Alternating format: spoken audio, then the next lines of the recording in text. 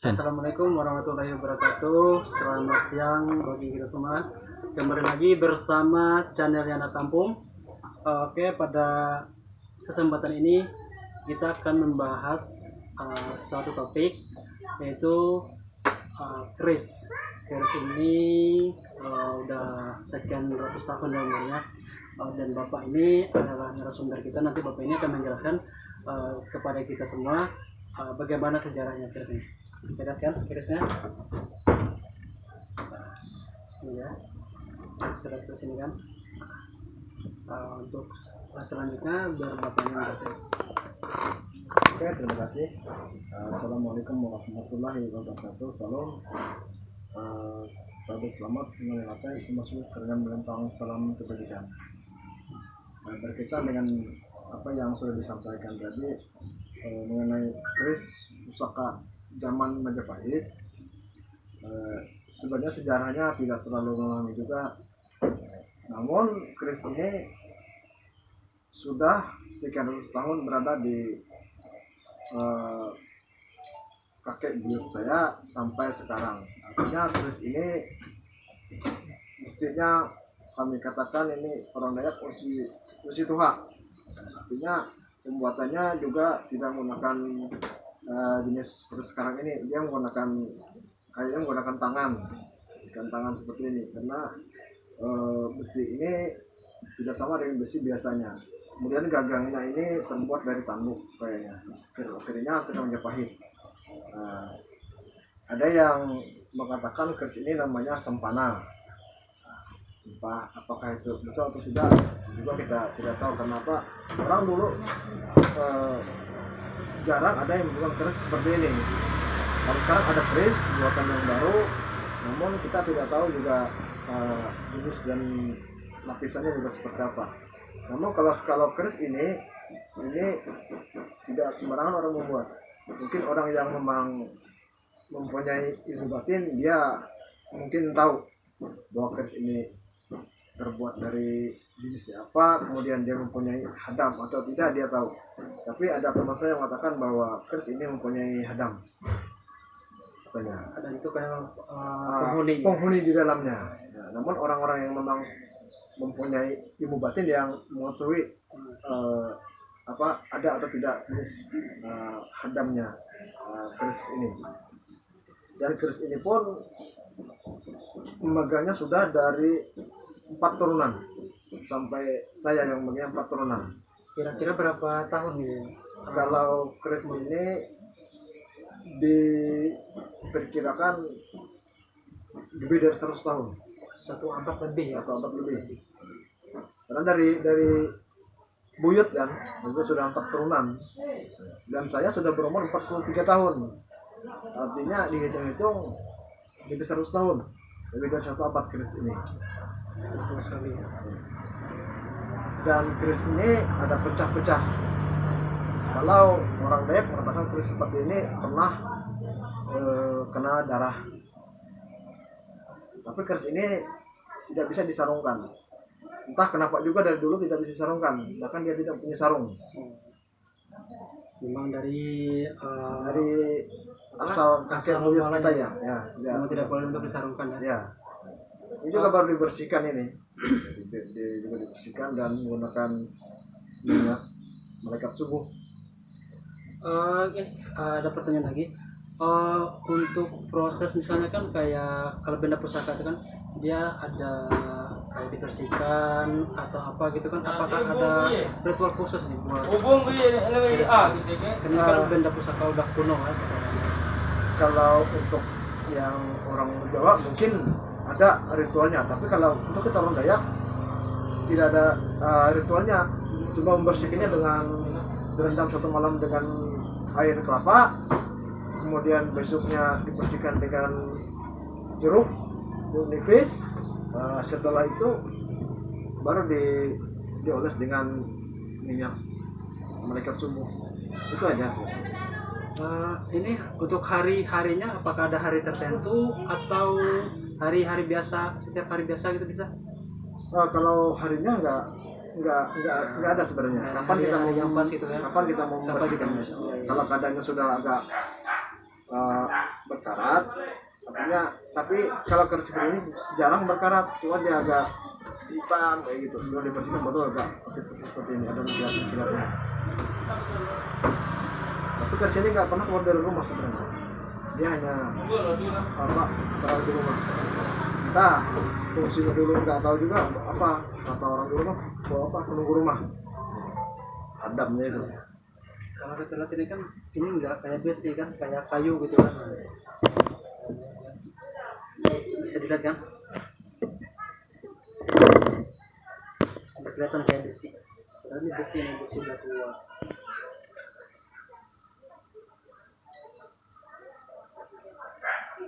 Berapa tahun ini Ustaz di sama saya dari bapak saya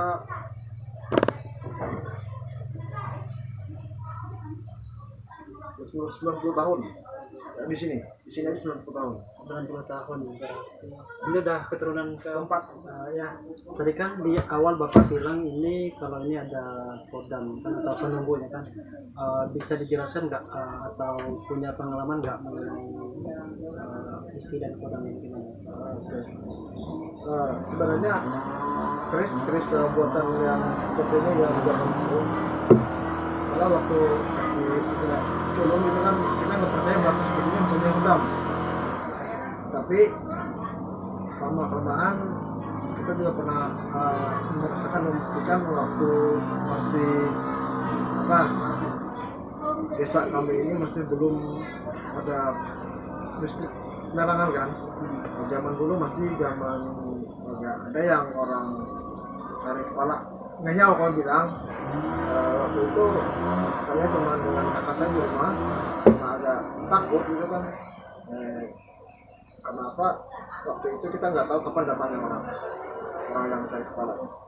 Jadi malam itu karena saya takut, saya letakkan ini di bawah bantal. Kalau saya takut malam itu, jadi malam itu pas tengah malam saya mimpi ketemu orang tua, jemputnya panjang, memakan bawahnya kayak sarung Bali itu kan, kotak-kotak, pakai ikat kepala putih yang mengatakan keluarkan saya tidak bisa bernapas katanya. Terus saya bertujut, saya ingat apa yang saya simpan ini, sehingga ada yang ketemu saya malam-malam mengatakan bahwa saya tidak bisa bernapas. Hasil saya balik lagi, saya pikir-pikir ternyata saya meletakkan keris ini di bawah bantal saya. Setelah saya keluarkan, ternyata saya ketemu lagi, dia katakan terima kasih sudah melepaskan saya, dan saya bisa bernapas lagi. Itu yang membuktikan bahwa saya percaya bahwa keris seperti ini yang situasi seperti ini ada mempunyai kodam. Kemudian saya juga pernah bertanya dengan kawan-kawan saya yang sering saya panggil guru. Saya tanyanya dengan beliau dari jauh, dari kecamatan Patagu. Saya tanyakan apakah guru bisa melihat neruang dari jauh, ada benda apa di rumah saya. Jadi setelah sekitar 10 dia diam, dia mengatakan bahwa di sana di rumah ada benda keris seperti potongannya. Dia katakan bahwa itu mempunyai hadam, dan dia mengatakan bahwa hadam itu ada namanya, tapi saya nggak ingat sekarang nama hadamnya. Yang bisa sampaikan itu orangnya seperti ini, dia menggunakan kain seperti sarung Bali yang kotak-kotak putih itu, hitam putih itu seperti catur kan, dan menggunakan ikat kepala putih, dan itu sama dengan mimpi saya. Artinya memang benar bahwa senjata zaman Majapahit seperti ini memang ada. Terus dari feeling perasaan Bapak tuh, apakah yang kodam ini ada aura baiknya atau aura negatif gimana? Kalau menilik ke auranya kan, selama senjata ini ada di rumah kita, ya baik-baik saja sebenarnya. Dia hanya penunggu rumah, alhamdulillah selama selama kita tidak menurunkan dia kan. Nah, tapi nyatanya rumah saya ini sebenarnya sering tidak terkunci. Kalau malam aman, tapi alhamdulillah tidak pernah ada apapun jadi maling masuk ke dalam, tidak pernah. Nah, kalau zaman dulu ini kalau malam itu tengah malam, tapi kalau menurutnya membuat orang itu sering kita mendengar bunyi orang jalan, tapi dia nggak berbahaya, dia cuma numpang lewat aja, dia melihat keadaan kita aja. Nah, gini Pak ya, ini kan udah sekian ratus tahun ya umurnya. Apakah ada niat Bapak untuk dimuseumkan supaya orang banyak bisa melihat gitu kan? Nah, kalau sampai saat ini karena amanatnya nggak ada untuk yang bisa dimuseumkan, artinya biarlah benda seperti ini tetap menjadi nunggu anak cucu kami nanti. Ini benda bersejarah, biar mereka yang turun nanti ya, biar mereka menyimpannya untuk sejarah di kemudian hari, bahwa itu seperti ini tidak mudah untuk menemukannya. Tapi untuk misalnya ada nih teman-teman yang mau melihat, apakah bisa lagi diperlihatkan lagi? Oke, kalau hanya untuk melihat silakan aja memegang. Kenapa? Kalau memang orang yang mau melihat atau memegangnya seperti kawan-kawan ini, mudah-mudahan setelah pulang nanti ada ketemu seluruh hadamnya, dia memperlihatkan jati dirinya bahwa memang keris seperti ini ada penunggunya, biar kawan-kawan bisa mempercayai bahwa keris seperti ini ada punya hadam.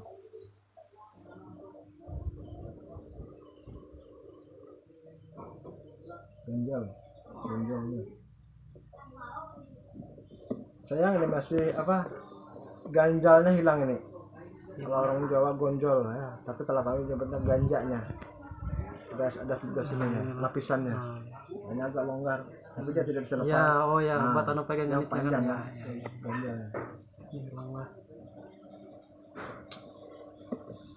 Benda keramat ini kan masih agak belum bersih benar. Ya, patut bangga kita punya benda yang udah sekian ratus tahun bisa kita simpan kan. Saja berumur sekian, ini ada benda yang sekian 1 abad lebih ya umurnya nih. Ya. Bisa kayak gini.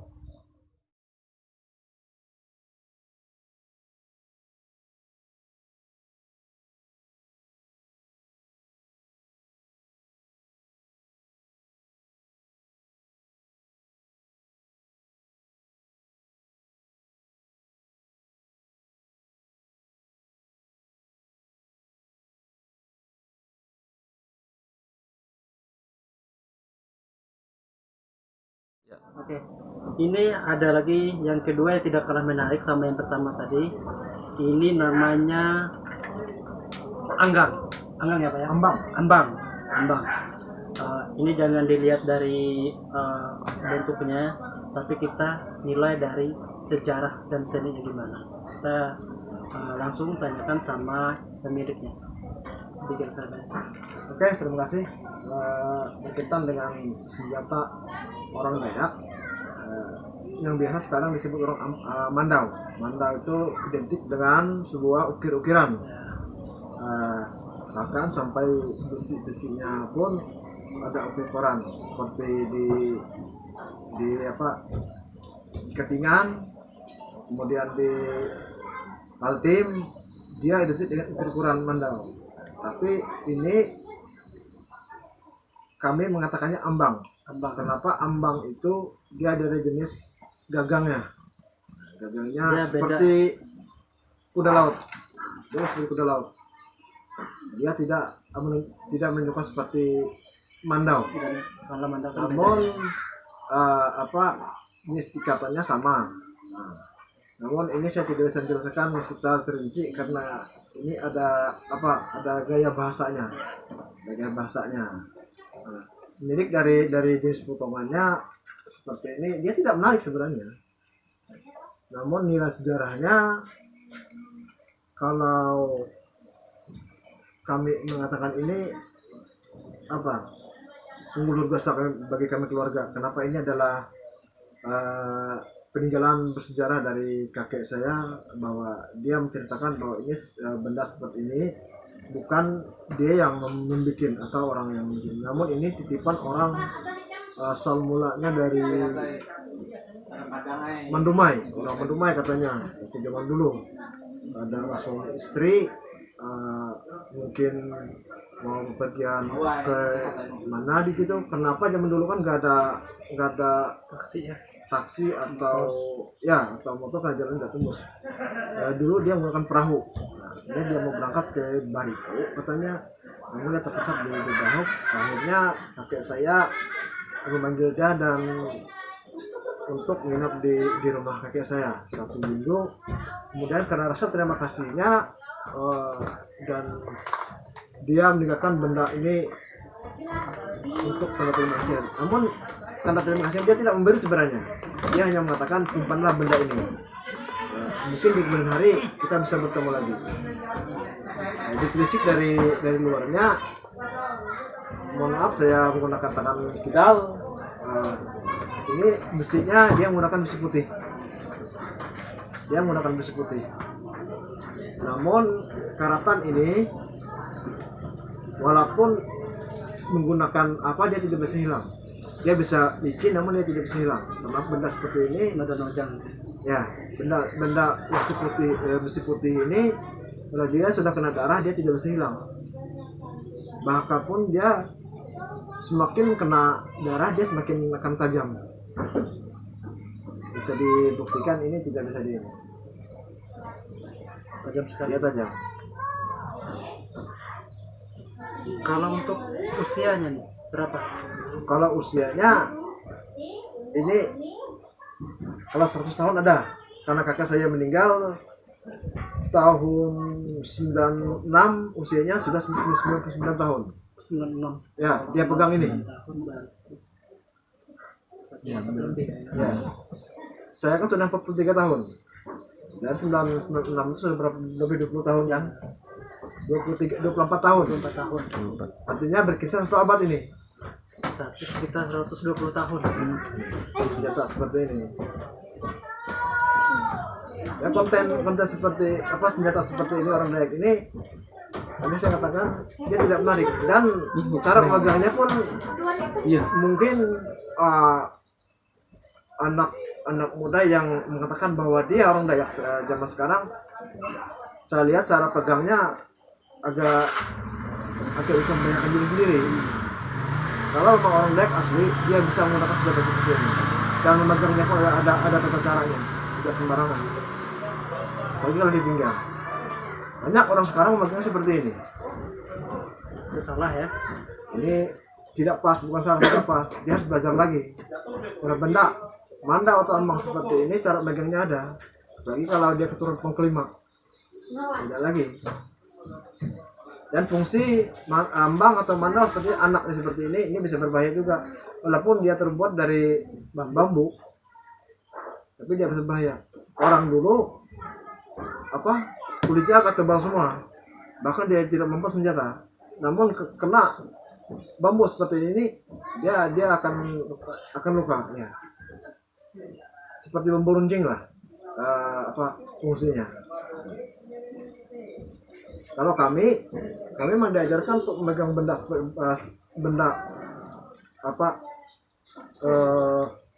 tidak seorang Dayak biasa memegang seperti ini.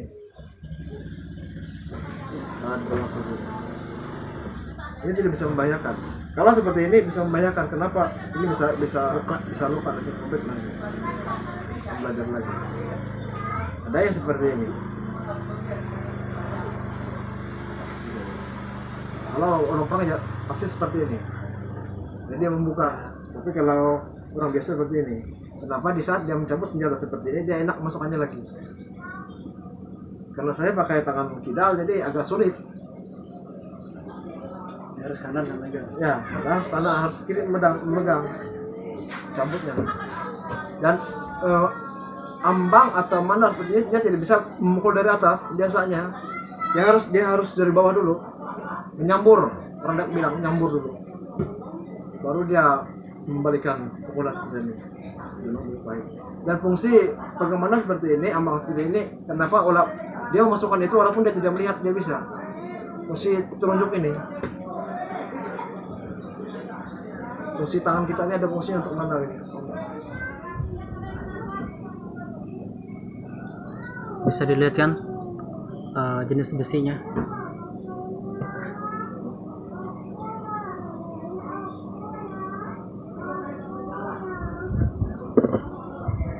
Oke, terima kasih ya untuk Bapak Defli yang sudah menerima kami di sini dari awal hingga berakhirnya.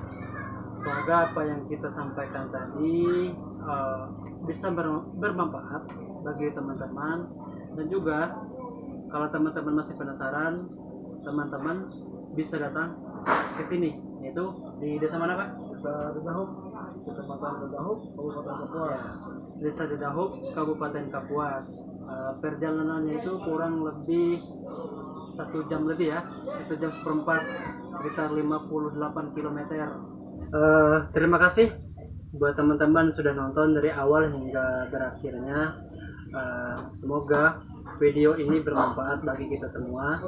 Pesan saya, kalau Anda punya benda-benda seperti ini yang udah beratus-ratus tahun di rumah, harapan saya jangan pernah untuk dijual, tetapi lestarikan supaya kita bisa menceritakan ke anak cucu kita nanti. Mungkin itu yang bisa saya sampaikan.